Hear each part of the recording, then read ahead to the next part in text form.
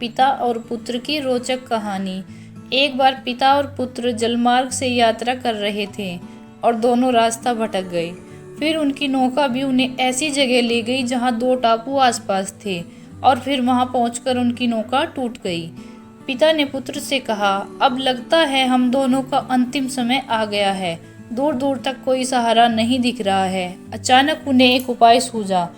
अपने पुत्र से कहा, वैसे भी हमारा अंतिम समय नज़दीक है, तो क्यों न हम ईश्वर से प्रार्थना करें।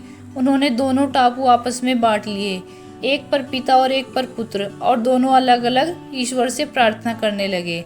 पुत्र ने ईश्वर से कहा, हे भगवान, इस टापू पर पेड़ पौधे उग जाएं, जिसके फल फूल से हम अपनी भूख मिटा सके।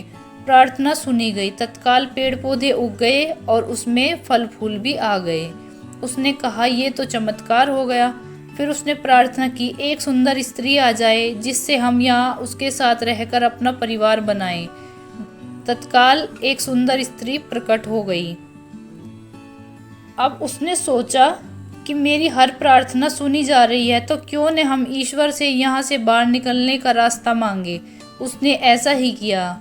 उसने प्रार्थना की कि एक नई नाव आ जाए जिसमें सवार होकर हम यहाँ से बाहर निकल सके। तत्काल नाव प्रकट हुई और पुत्र उसमें सवार होकर बाहर निकलने लगा।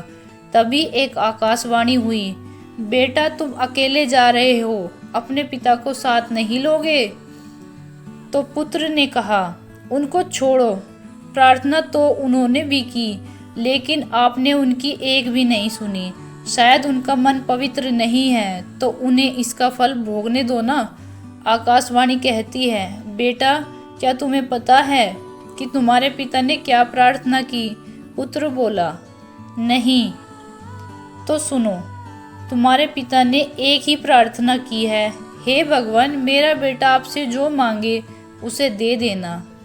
कहानी अच्छी लगी हो तो प्लीज़ लाइक करें, कमेंट करें, शेयर करें और प्लीज़ चैनल को सब्सक्राइब करें। और वीडियो को पूरा देखने के लिए आपका बहुत बहुत धन्यवाद। Thank you.